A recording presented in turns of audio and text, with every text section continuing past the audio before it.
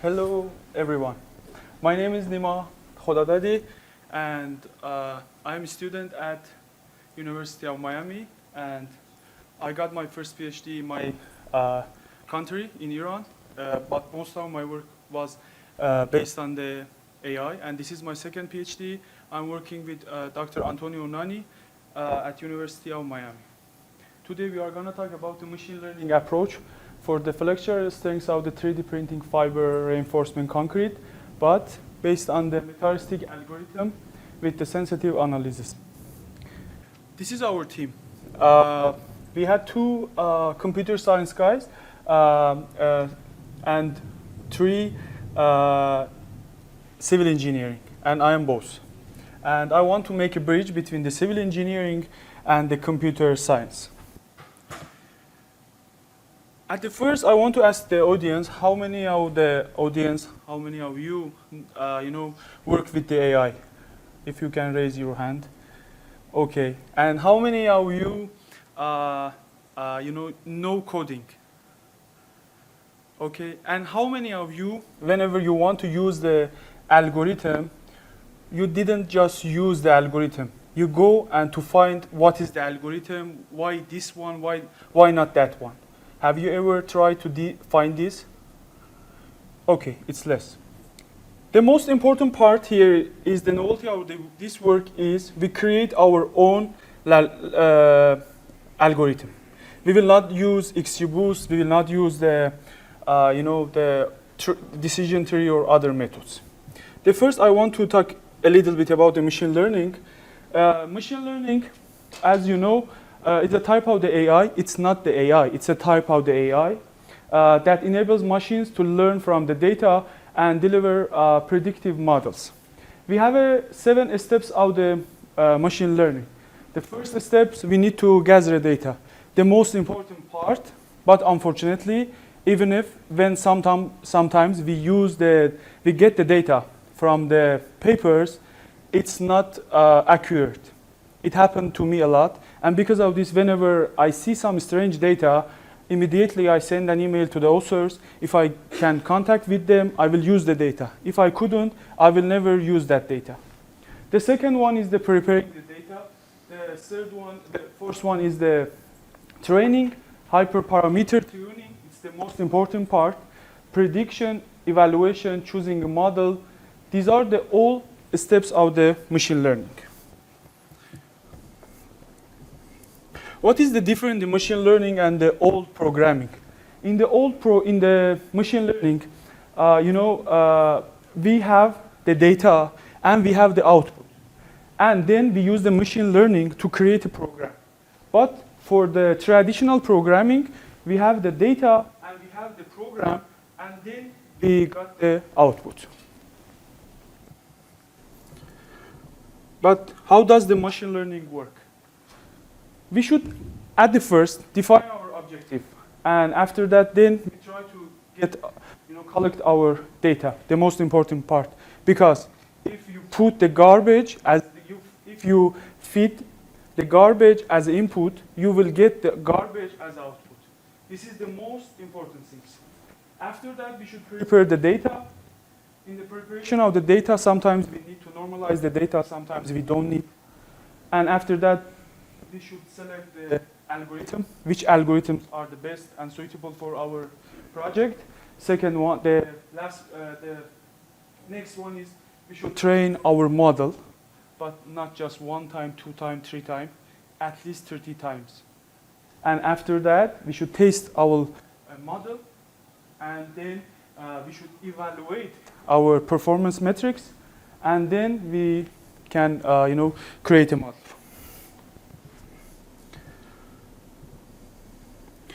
These are some machine learning algorithms that I know most of you know about these. Some of them used for the classification, and some of them for, regression.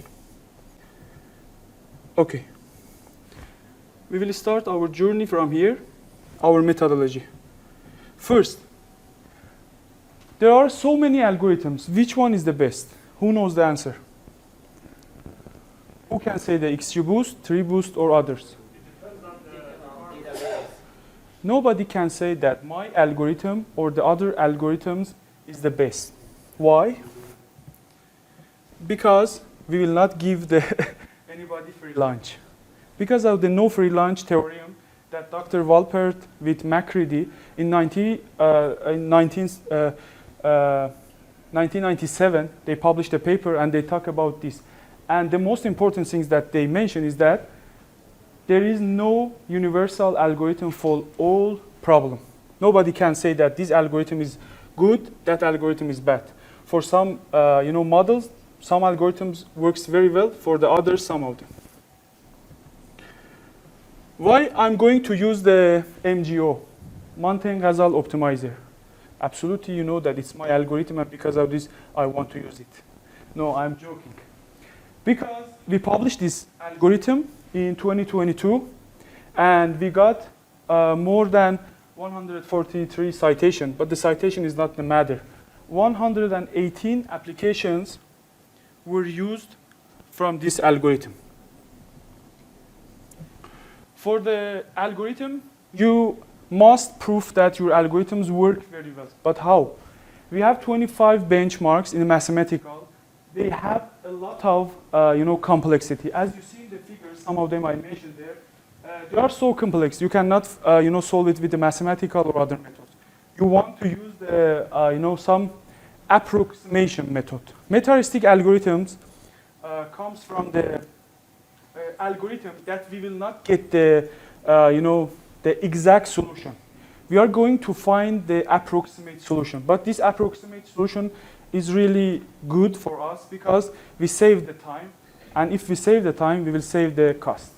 And because of this, if you see the some of these mathematical models here, you will see that we have a lot of local, and global. We have just one global, sometimes more, but most of them they have some algorithms they got stuck in a local position, local optimization.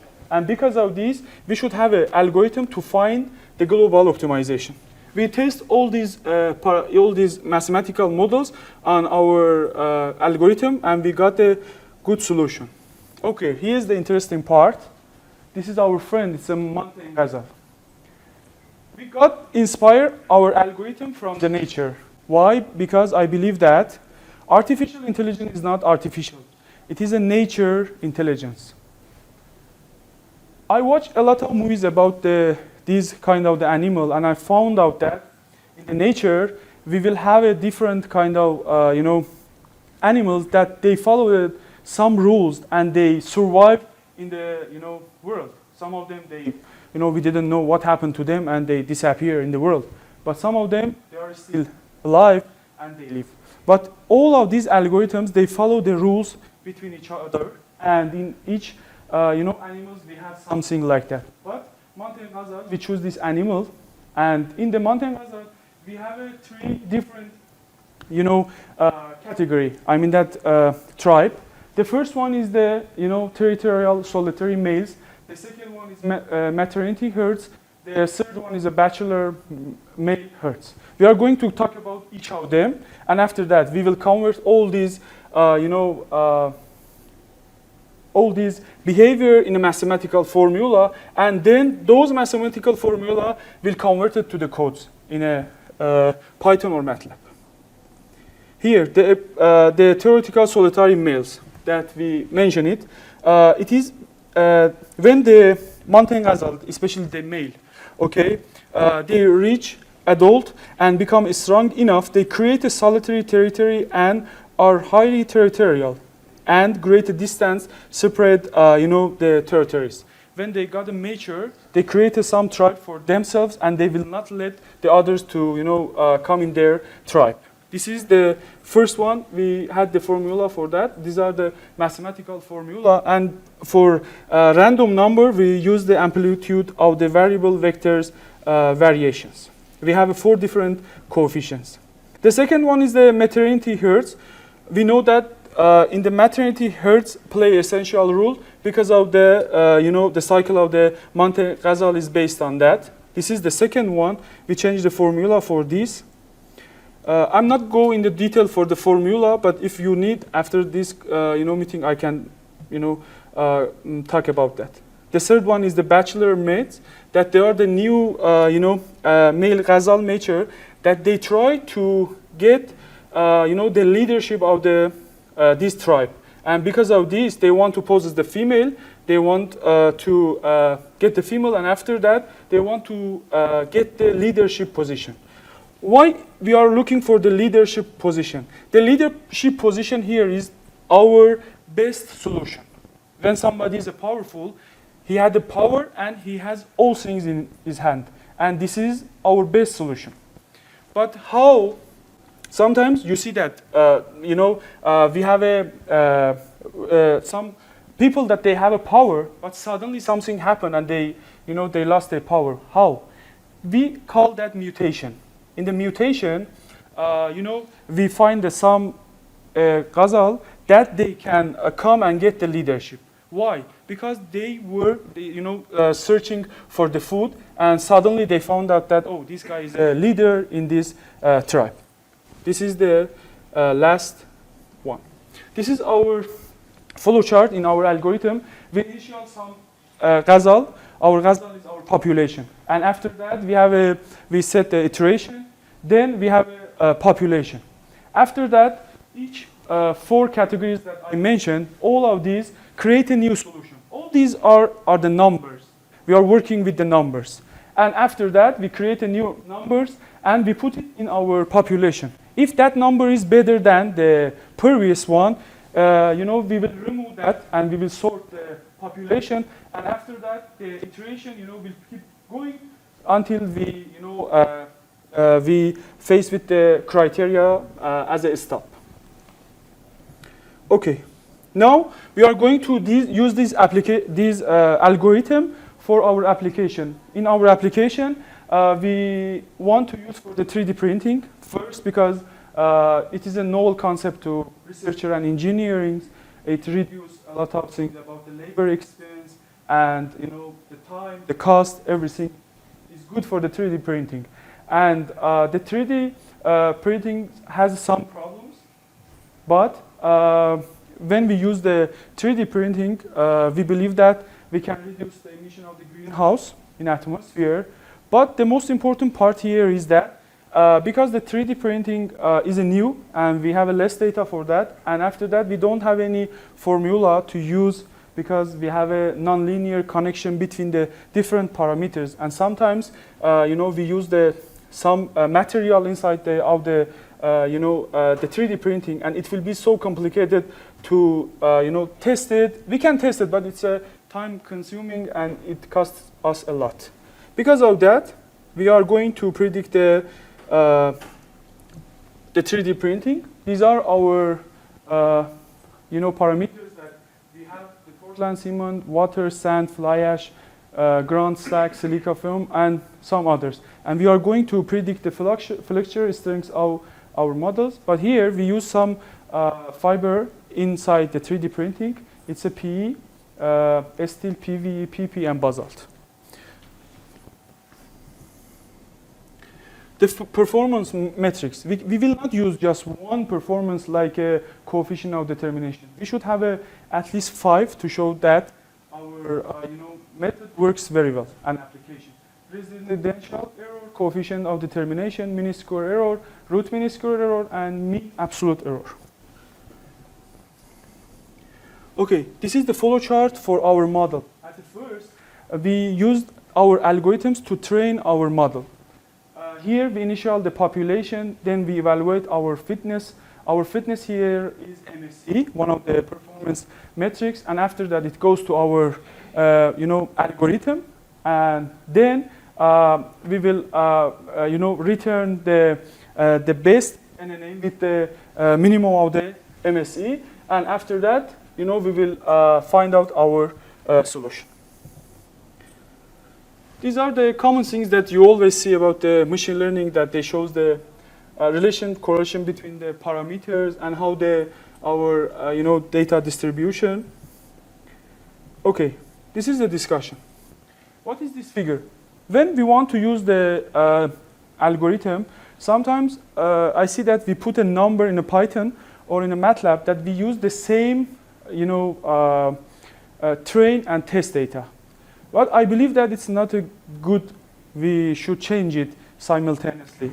And for this reason, we ran our algorithms for 30 times, and each time we gain the R square for the train and the test. And if you see, in all of these 30 runs, our algorithms is more than 95, 96, 90% for both train and the test. And it shows that our algorithms work very well. And after that, we choose the best model here with R square of 97 for the train, and for the test, it's 96. And we are going to create our model based on this. This is our convergence curve that our algorithms started from, 25%, and after that, it will be reduced, to our MSE, but with a 1,000 iteration. And when the convergence curves will be aligned, it shows that there is no change in our objective. This is our score that we mentioned for the train, for the test, and for all of our data. Our MSE for all data is 0.0131, and our score is 96%, more than 96%. This graph shows that how our, predicted with the data are, cover each other, and how is the difference between there.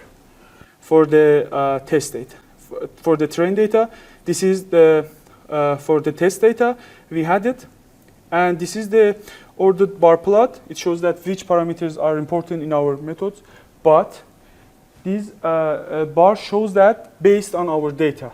Because in our data, sometimes, the amount of the cement, they are not differ from each other. It shows that the sand and the FA here is the most important part and in our data. But then, this is our formula that the engineers, they are going to use this. It's hard for the engineering, and I always believe that when I came to the ACI convention last year, it was the first time that we have a session. I see that a lot of scientists use the machine learning prediction models. They publish a lot of papers, okay. But then what is the benefit for the engineers? And then at those times, I come up with this idea that at each of these papers, each of these models, first, you should share your data, okay. Sometimes we say that, oh, our data, we cannot share it or something like that. But if you gain the data from the literature review, there is no need to hide your data. If the data is real, you can share it. If you got the data from the industrial, this is another part. But if you get the data from the literature review, it's so obvious that you can share the data. The second one is that how the people who are not the scientists they are not expert in the coding, how they can use this. We just publish the paper and we say that, okay, this is like that, and the people, the prediction of the flexural strength is that. No. At that time, I come up with this idea after each of the methods, we should publish the codes first. The second, we should publish the software. This is our software. It's free, and you can use this software. This is my website.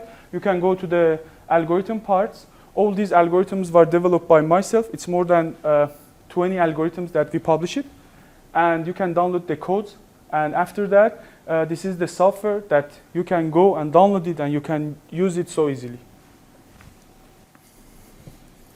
Thank you very much for your attendance.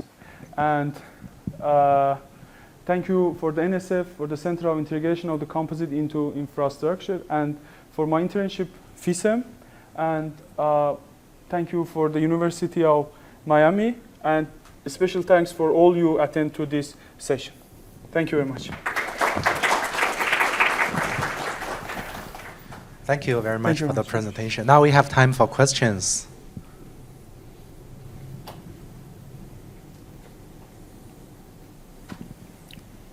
I can.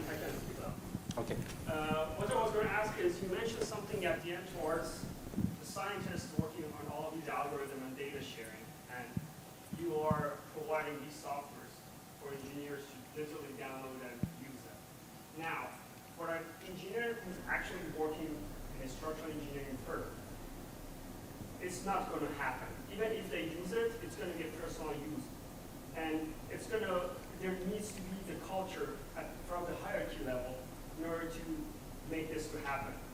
Now, the question that I'm having is based on your experience, when you expose the engineering side, these outputs that you have, how do they respond to this? And what is the biggest challenge that you're having for an actual engineering firm at the United States of America to implement one of these algorithms in their day-to-day activity?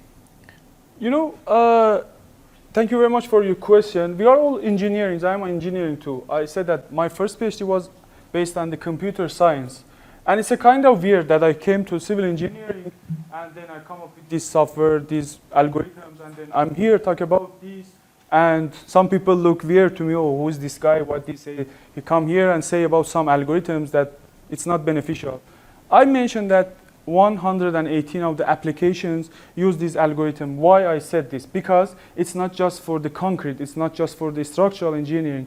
If you go and search for the medical science, they are all of them. They are, you know, they use these machine learning algorithms, okay, and they create models. But here we are new, and I know that it's a little bit, you know, for us frightening that we are going to use this. What will happen to the engineering if they lost their job? What will happen, or something like that? But it's a common when you start, to share something, or if you want to publish something, if you want to create a new software, at the first, it's really hard, especially for engineering, for the people to use it. But step by step, they will, you know, familiar with this, you know, and they go with the flow. And there is no chance to, we cannot say that we should get rid of the AI. AI is the future of the everything.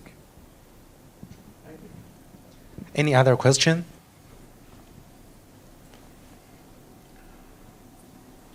Okay. So what you use the data from literature, right? Yes, exactly. Okay. So have you tried to print anything and try to verify it with your code? This is a really interesting question. Why? Because nowadays we have a contract with a big company, and they are gonna bring a huge 3D printing, machine to the University of Miami, and we are still for that. After that, I'm gonna to use this application and with the random things that to set the create. After that, create the our sample, and after that we are going to test it, and then I will compare the result with this software with the test. Okay, I would like to examine some of those. Thank you very much. Okay. Any other question?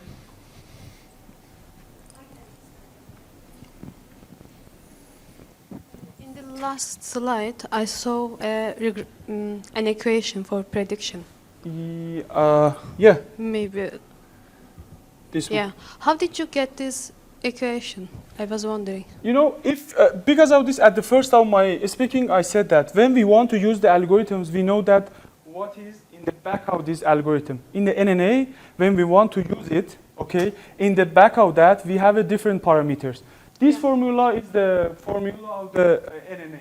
That is our, number of the neuron. The 15 is number of the input, 31 is number of our neurons, and we create a matrix in the neuron, in the NNA, and after that we train with our method, and we got this, matrix. This is the bias, this is the low weight, this is the put weight for all of this. All of them, and the tansig is a function, that activate function, we call it in the NNA. These are the things that we had it in an NNA, inside the method. Thank you. Thank you very much. All right, let's thank Dr. Khodadadi again for the very interesting presentation. Thank you. Thank you very much. I appreciate it.